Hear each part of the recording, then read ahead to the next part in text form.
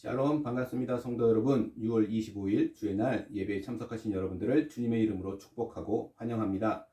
오늘 우리에게 주시는 하나님의 말씀 사도행전 12장 1절에서 5절까지의 말씀입니다. 사도행전 12장 1절에서 5절까지의 말씀 우리 같이 한 목소리로 합독하도록 하겠습니다. 시작. 그때 헤롯 왕이 손을 들어 교회 중에서 몇 사람을 해하려 하여 요한의 형제 야고보를 칼로 죽이니 유대인들이 이 일을 기뻐하는 것을 보고 베드로도 잡으려 할세 때는 무교절 기간이라. 잡음에 옥에 가두어 군인 내식인 네페에게 맡겨 지키고 유월절 후에 백성 앞에 끌어내고자 하더라. 이에 베드로는 옥에 갇혔고 교회는 그를 위하여 간절히 하나님께 기도하더라. 아멘. 저는 오늘 이 말씀을 가지고 귀하고 아름다운 죽음이라는 제목으로 하나님의 은혜를 나누고자 합니다. 자, 이곳 뉴질랜드에도 이런 말들이 있는지는 모르는데 우리 한국 사회에는 흔히 요즘 시대를 100세 시대라고 많이 말을 합니다. 그죠? 그리고 이 100세 시대에 걸맞게 같이 등장한 비슷한 시기에 등장한 용어가 있는데 그 용어가 바로 웰빙입니다. 웰빙. 이 웰빙이란 뜻은 육체적인 건강과 정신적 건강의 조화를 통해서 행복하고 아름다운 삶을 추구하는 그런 삶의 유형이나 문화 이런 것들을 통틀어 일컫는 의미입니다. 이처럼 건강하게 오래 사는 것은 분명 축복입니다. 그런데 그것만큼 중요한 것이 또 하나 있는데 놓쳐서는 안 되는 것이 있는데 그것이 건강하게 죽는 것이죠. 그것을 웰다잉이라고 말합니다. 이 뜻은 이 말은 살아온 날들을 아름답게 정리하는 그래서 평안한 삶의 마무리를 일컫는 말입니다. 자, 이 말들을 볼 때 그래서 장수의 복과 죽음의 복 모두 우리에게 중요한 것들입니다. 그러나 오늘 저는 특별히 이 귀하고 아름다운 죽음이라는 제목으로 하나님의 은혜를 나누려고 하는 것입니다. 오늘 본문에 보면 예루살렘 교회에 대해서 핍박이 있었습니다. 그죠? 그리고 그 핍박의 일환으로 사도 야고보가 죽임을 당하게 됩니다. 그리고 사도 베드로는 옥에 갇히는 이야기입니다. 이 예루살렘 교회의 핍박은 두 번째의 핍박이에요. 오늘 1절, 2절 말씀 같이 다시 한번 볼까요? 이렇게 얘기합니다. 그때 헤롯 왕이 손을 들어 교회 중에서 몇 사람을 해하려 하여 요한의 형제 야고보를 칼로 죽이니. 제가 조금 전에 이 예루살렘 교회의 두 번째 핍박이었다고 얘기했어요. 그럼 첫 번째 핍박은 무엇이었을까요? 그것은 스데반의 순교 때를 이야기합니다. 그 스데반의 순교 때에는 헬라파 유대인들이 이 핍박의 대상이었어요. 그런데 이 두 번째 핍박, 예루살렘 교회의 두 번째 핍박은 지금 리더들, 특히 사도들이 그 대상이 되고 있습니다. 이 헤롯 왕은 먼저 이 사도 야고보를 잡아서 처형했습니다. 이 사도 야고보는 스데반에 이어 두 번째 순교자가 된 거예요. 이 야고보라고 하는 이름은 신약 시대에 어쩌면 매우 흔한 이름 중 하나였습니다. 예수님의 12사도 중에도 이 두 명의 야고보라는 이름이 있습니다. 그죠? 첫 번째는 세베대의 아들이며 사도 요한의 형. 그죠? 그래서 베드로, 요한, 야고보 이렇게 이야기할 땐 이 세베대의 아들을 이야기하죠. 이 야고보는 예수님이 변화산에도 같이 따라갔던 사도입니다. 그리고 행적이 많이 알려지지는 않았지만 알페오의 아들 야고보가 있습니다. 12사도시죠. 그리고 신약 성경 야고보서를 기록한 예수님의 동생인 야고보도 있습니다. 자, 이렇게 야고보란 이름이 많이 등장하기 때문에 우리가 잘 기억할 필요가 있어요. 자, 그래서 오늘 본문에서 말하는 이 야고보는 사도 요한의 형 야고보를 의미합니다. 지금 그런 그가 사도 중에 제일 먼저 순교를 했습니다. 죽음을 당했어요. 자, 헤롯 왕은 이 유대인들의 환심을 사기 위해서 유대인들이 기뻐하는 것을 보고 야고보를 죽였습니다. 그리고 베드로마저 죽이려고 이제 잡아들인 것이죠. 그런데 이번에는 하나님께서 천사를 보내셔서 베드로를 구해 주셨습니다. 우리가 7절 말씀을 한번 볼까요? 우리가 읽지는 않았지만 7절에 보면 이렇게 기록되어 있습니다. 호련히 주의 사자가 나타나매 옥중에 강채가 빛나며 또 베드로의 옆구리를 쳐 깨워 이르되 급히 일어나라 하니 쇠사슬이 그 손에서 벗어지더라. 자, 하나님의 특별한 개입으로 인해서 베드로는 죽음 앞에서 목숨을 건지게 됩니다. 그러면 우리는 아주 이런 질문도 할 수 있을 것 같아요. 좀 쉬운 질문이겠지만 하나님께서는 왜 야고보는 죽게 놔두시고 베드로는 구해 주셨을까라는 거예요. 야고보는 구할 힘이 없으셨기 때문일까? 그죠? 그 전능하신 하나님께는 말도 안 되는 말입니다.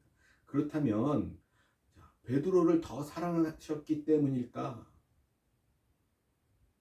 그것도 아닙니다. 베드로를 더 사랑하셨다라는 내용은 성경 어디에도 기록되어 있지 않아요. 그렇다면 왜 그러셨을까요? 자, 여기에서 많은 사람들이 생각하고 있는 전제 조건을 우리가 한번 먼저 생각해 볼 필요가 있습니다. 그것은 죽은 사람은 불쌍하고 살아남은 자는 행복하다라고 하는 생각이에요. 그런데 우리는 이 생각이 먼저 맞는가부터 살펴볼 필요가 있다라는 것입니다. 사실 성경을 읽다 보면 결코 사람의 수명을 가지고 행복한 사람과 불행한 사람을 나누지 않았다라는 거예요. 물론 장수의 복도 있지만 장수가 꼭 복인 것은 아니라는 것입니다. 그래서 우리는 상대적으로 죽음에 대해서도 잘 알아야 합니다. 죽음은 보통 사람들에게 이게 어떻게 다가옵니까? 뭐 화장하거나 아니면 관 위에 흙이 덮이는 걸로 그 죽음을 생각한다라는 것이죠. 그런데 죽음은 영원히 없어지는 것일 수도 있고 아니면 영원히 사는 것일 수도 있습니다. 그죠? 영원히 사는 것의 시작일 수도 있어요. 성도 여러분, 이 세상이 전부라고 생각하는 사람들에겐 귀하고 아름다운 죽음이란 없을 것입니다. 우리는 오늘 본문 성경의 의미를 제대로 읽을 수 있어야 합니다. 기록되어 있지는 않지만 그 안에 담고 있는 의미를 우리는 발견할 수 있어야 한다는 거예요. 자, 오늘 본문에서는 야고보의 죽음에 대해 전혀 애통해하지 않습니다. 그것은 불쌍하거나 애통한 것이 아니기 때문일 거예요. 죽음은 일찍 죽느냐 나중에 죽느냐가 중요하지 않습니다. 중요한 것이 뭘까요? 중요한 것은 귀하고 아름답게 죽는 것입니다.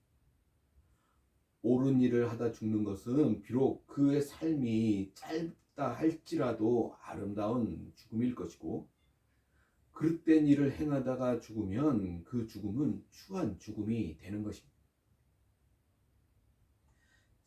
오늘 말씀을 이렇게 준비하다 보니까 이 야고보의 죽음에 대해 전해지는 이야기가 있었습니다. 프랑스에서 스페인까지 걸친 유명한 순례자의 길이 있어요. 혹시 아십니까? 그 길을 순례자의 그 길을 우리는 산티아고의 길이라고 이야기합니다. 그죠? 산티아고의 길이라고 불러요. 근데 이 산티아고의 길이 이 야고보의 죽음과 관련되다라는 이야기가 있습니다.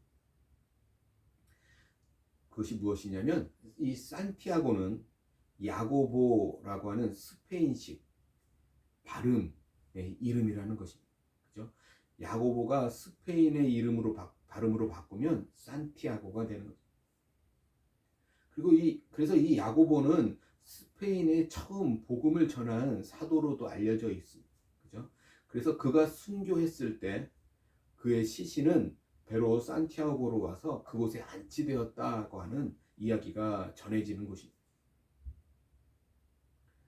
그는 이처럼 귀하고 아름답게 죽은 것이 분명해 보입니다. 잘 죽는 것은 매우 고귀한 일입니다. 보통 사람들은 대부분 잘 살아남기 위해 산다고 생각합니다. 그러나 이 땅 위에 존재하는 모든 만물은 죽음을 피할 수 없다라는 거예요.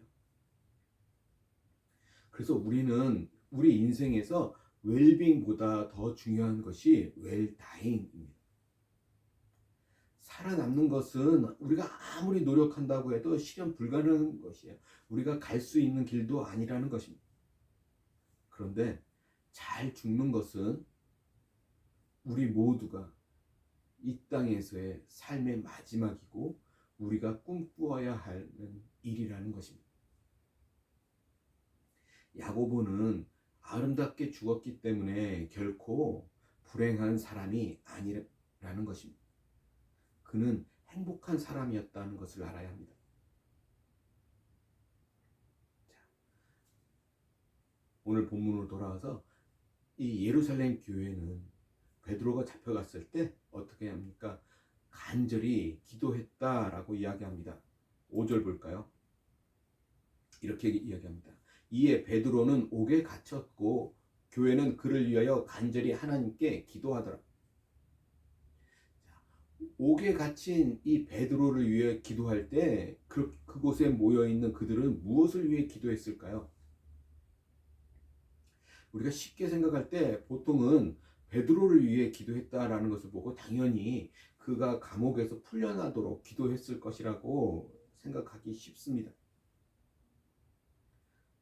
그런데 이상한 것은 베드로가 그렇게 풀려났을 때 그 풀려난 베드로를 본 그들의 반응이죠.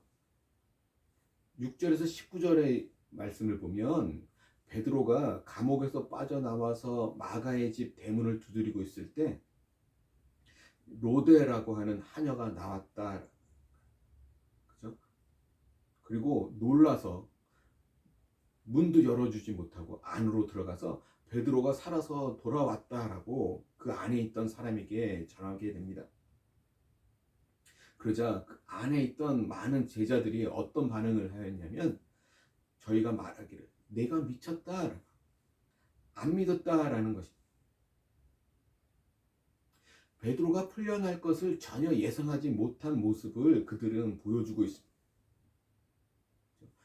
베드로 자신도 그렇고 이 지금 마가의 집에 모여서 기도하던 그 많은 사람들도 다 그러했다라는 것입니다. 왜 그랬을까요? 야고보 사도가 먼저 죽은 상황에서 베드로가 풀려날 것이라고는 전혀 기대할 수 없는 그런 상황이었기 때문일 것입니다.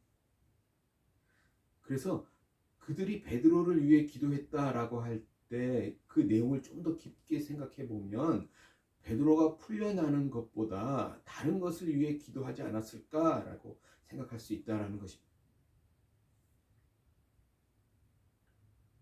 그것은 하나님께서 이 일을 통해서 무엇을 행하실지를 생각하면서 그죠?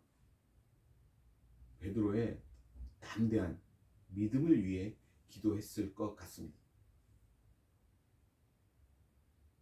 그들이 베드로를 위해 기도한 내용의 핵심은 그가 잘 죽음을 준비할 수 있도록 기도했다라는 것이죠.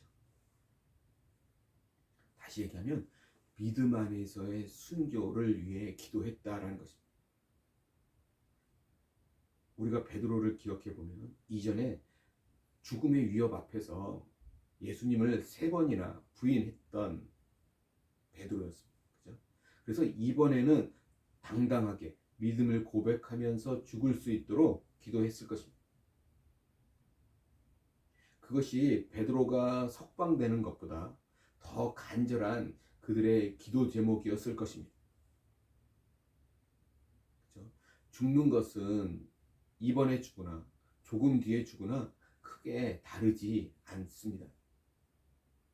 그러나 오늘 어떻게 죽느냐는 매우 중요한 이야기입니다. 그래서 베드로가 주 안에서 평안 가운데 죽음을 맞이할 수 있도록 기도했다라고 생각할 수 있습니다. 야고보가 아름답게 죽은 것처럼 베드로도 아름답게 죽을 수 있도록 기도한 것입니다.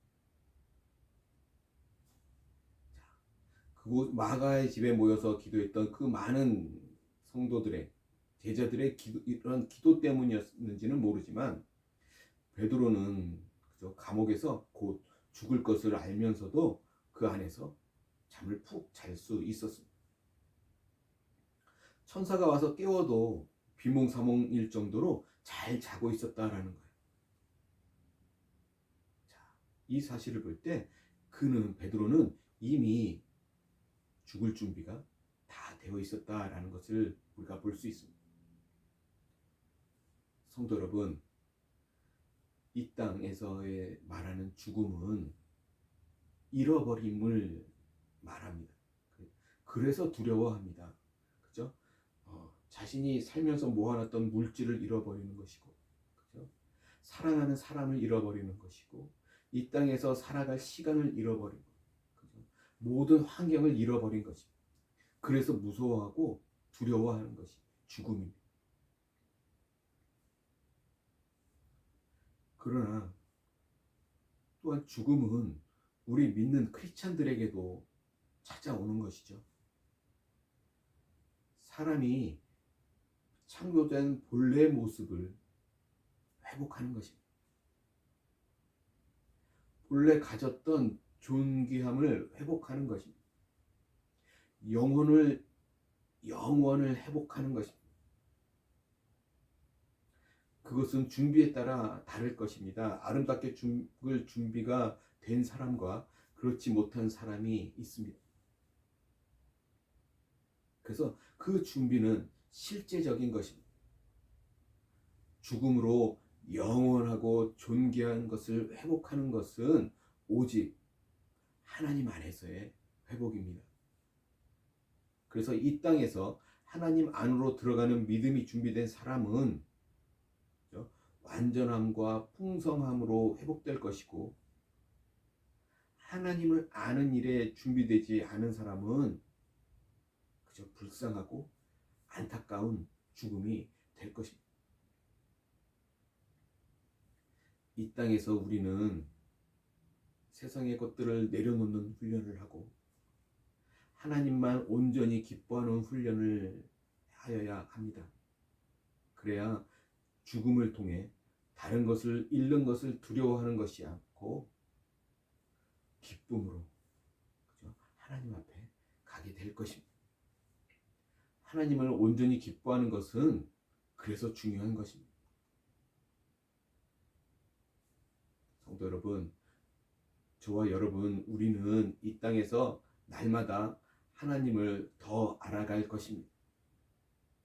하나님과 진정한 연합을 이루면서 나의 참된 모습으로 그 하나님의 참된 영광을 보는 그 날이,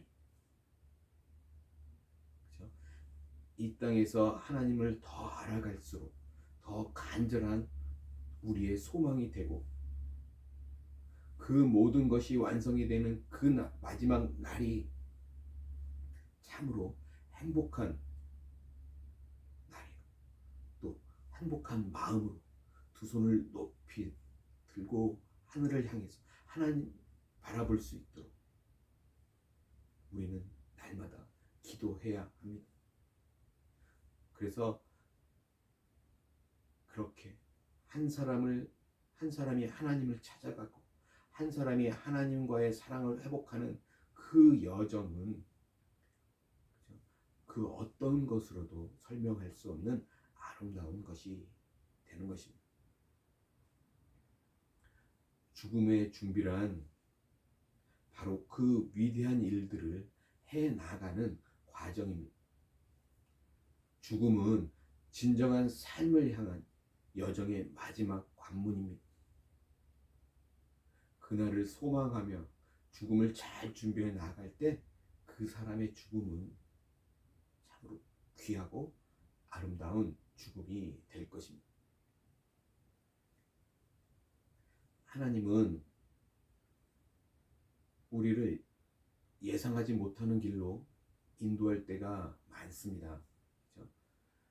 우리가 아는 미래라는 것은 참으로 제한적이기 때문에 그래요. 그런데 베드로처럼 감옥에서도 푹 잘 수 있었으면 좋겠습니다.